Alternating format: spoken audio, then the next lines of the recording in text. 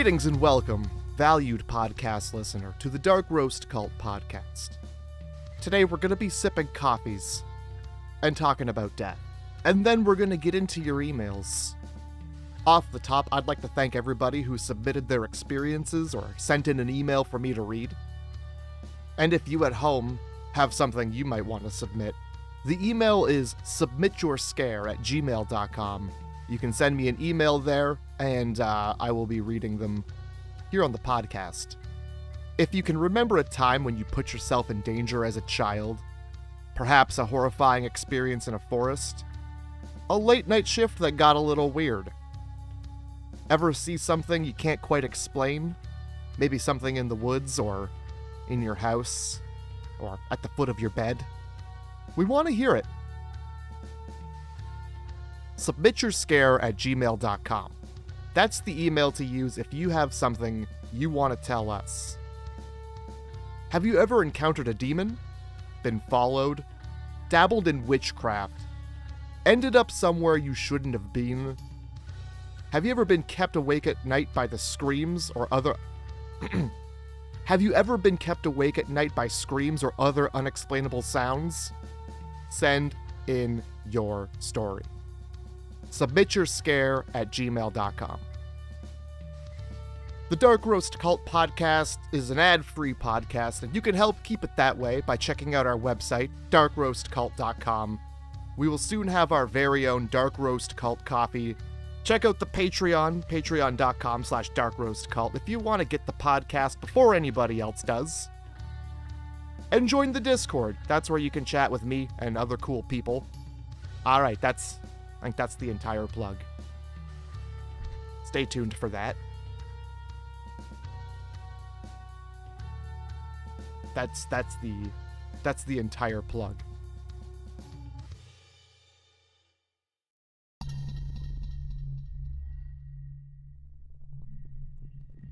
So today, before we get to your emails, I have 3 stories from around the world.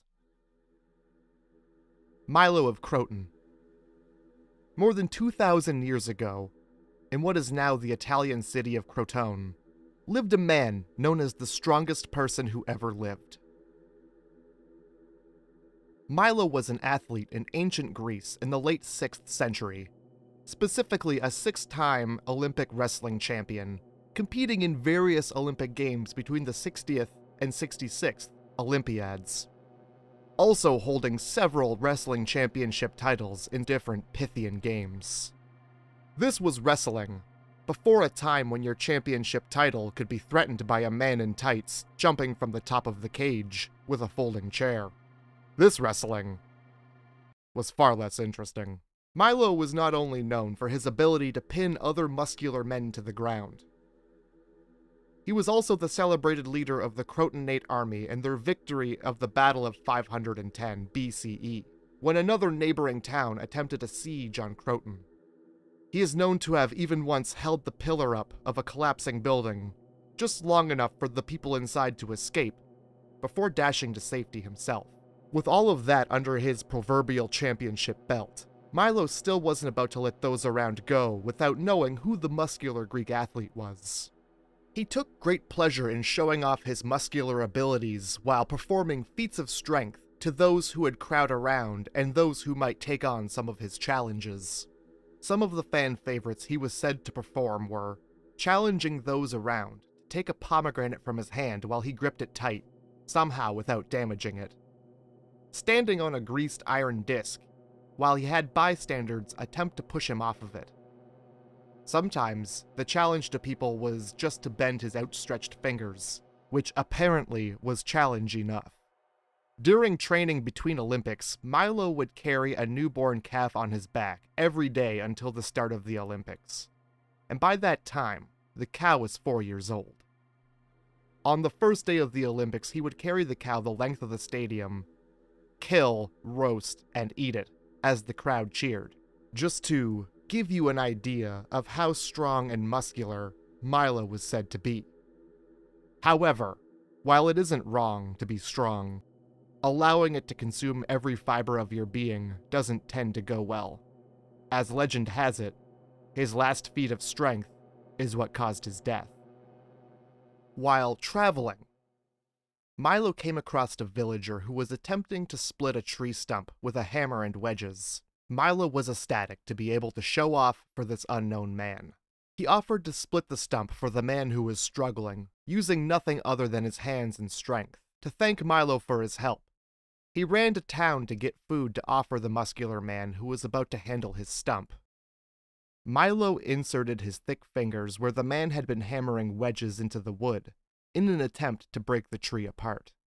As he pulled the stump apart, the wedges fell free, and with nothing holding the splits in the fallen tree open, the trunk clamped back down and he was unable to outmuscle the tree, his hands now being crushed within the stump.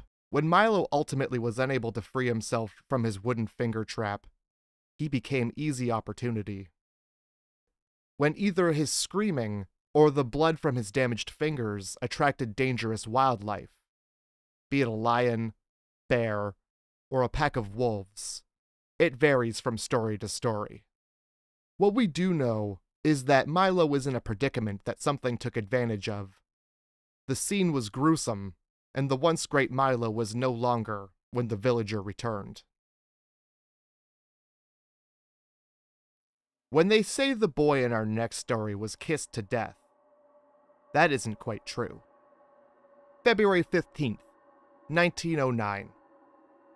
George Spencer Millett was an American teen boy working in an office building in downtown Manhattan on the day after his birthday, when the blonde, newly 15-year-old George found himself under the threat of kisses.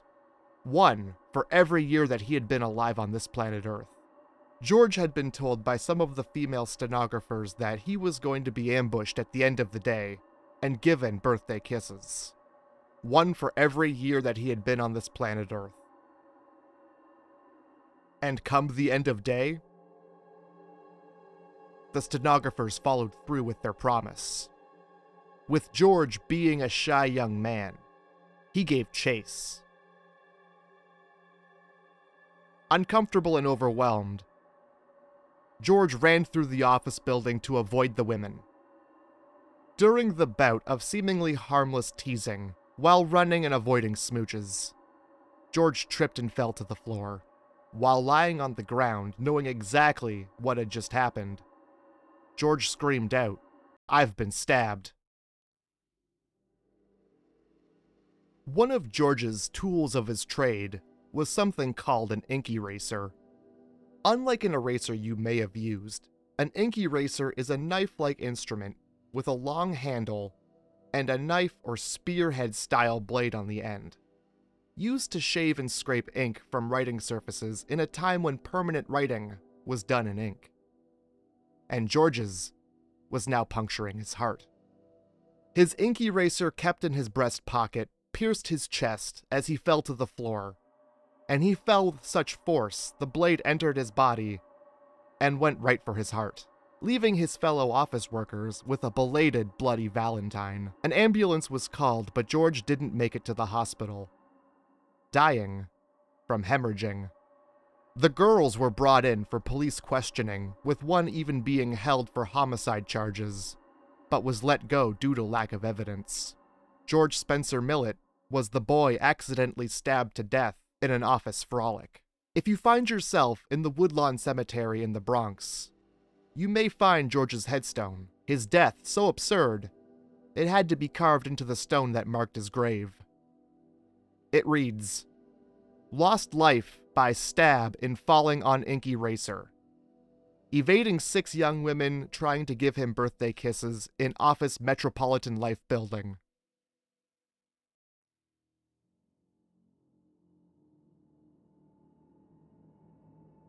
Death.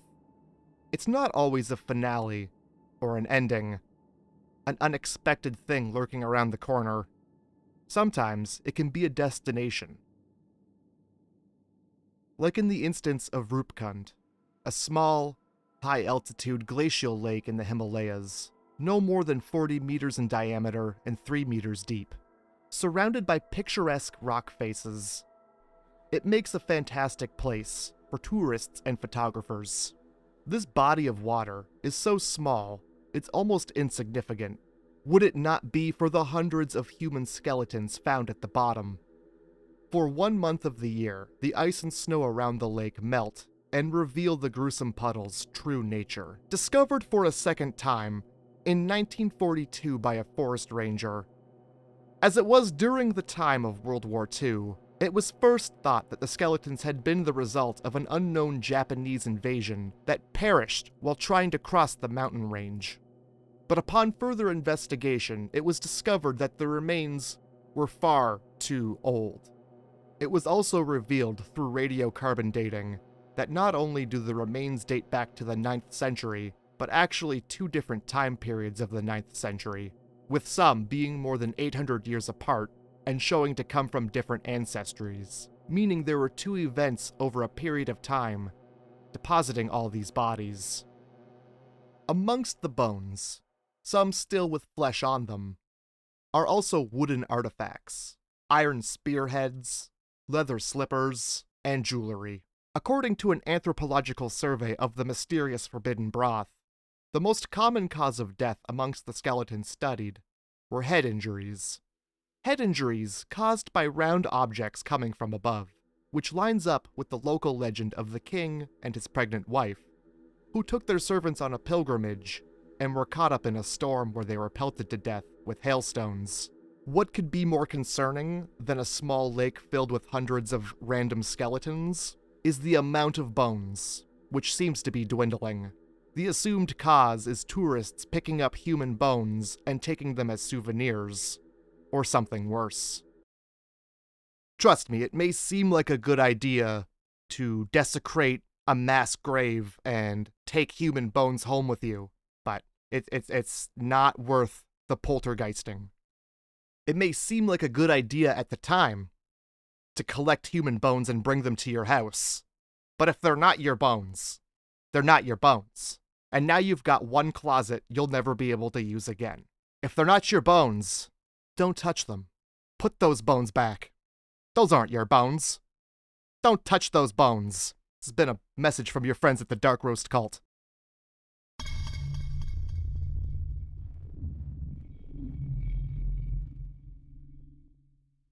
So there you have it, a few stories from around the world. Now I think it's time we get into some emails. Are you ready for bed? According to this email, it's all fun and games until the Hat Man comes to collect. I've been watching horror movies and reading scary stories since 5, maybe younger. Laughing in the face of horror and only at the time afraid of the dark and bedbugs. After a few experiences, though, I cannot say with confidence that there is nothing beyond this plane of existence.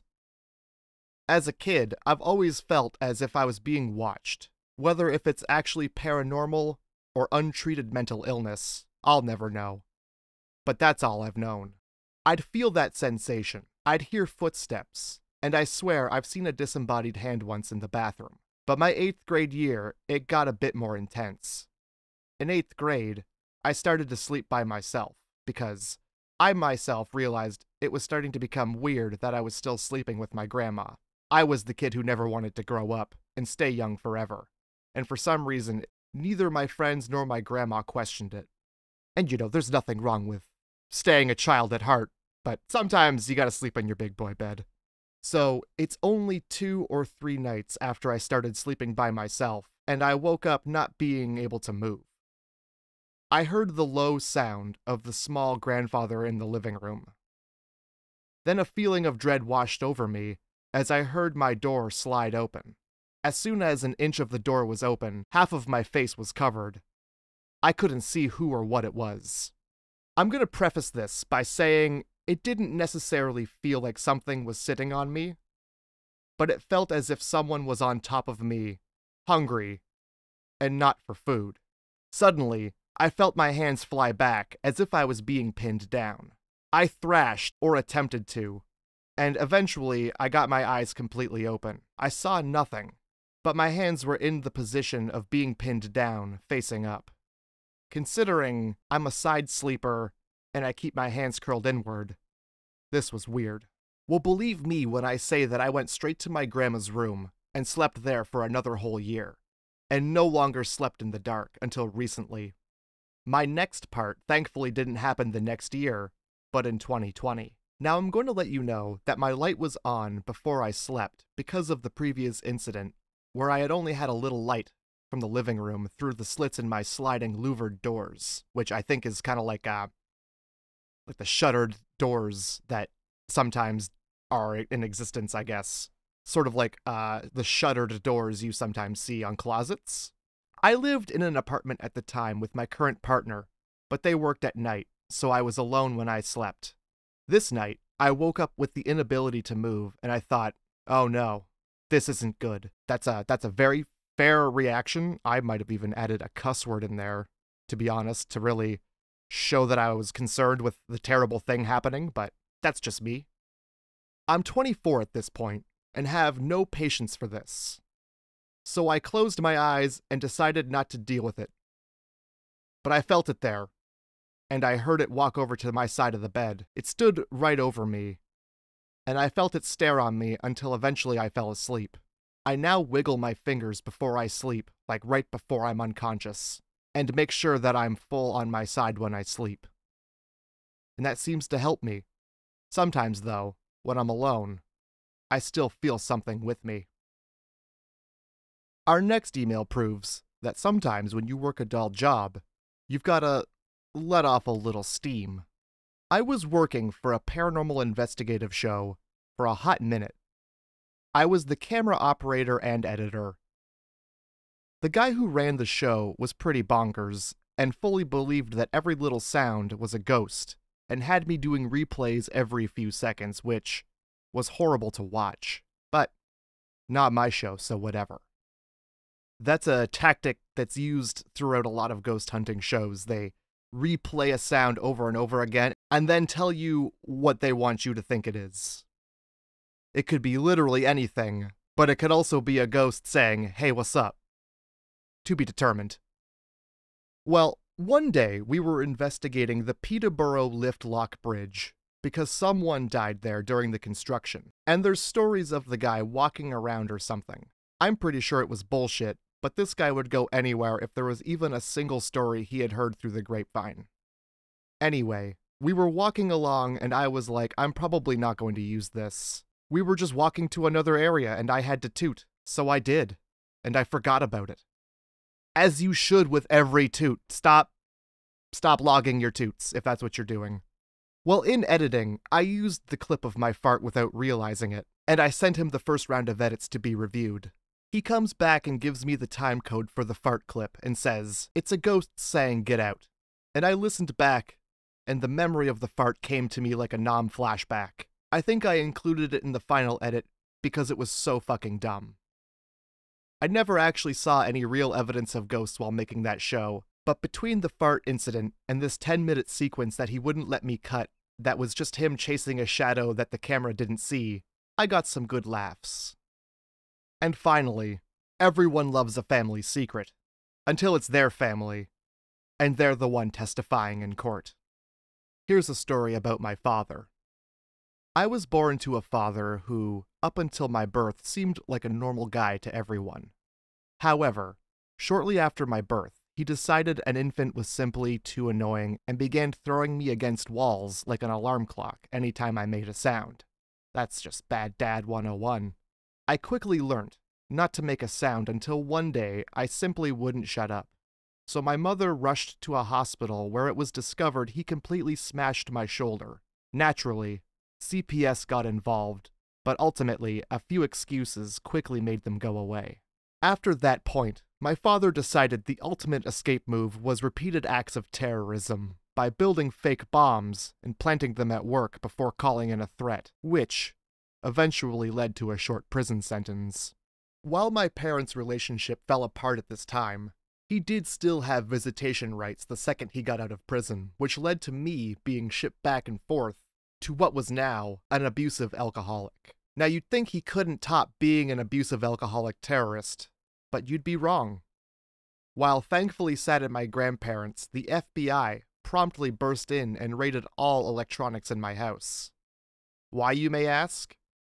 Because it turns out my father was a pedophile who had just been caught abusing his niece and the FBI had put cameras in my home watching him for years while they built a case.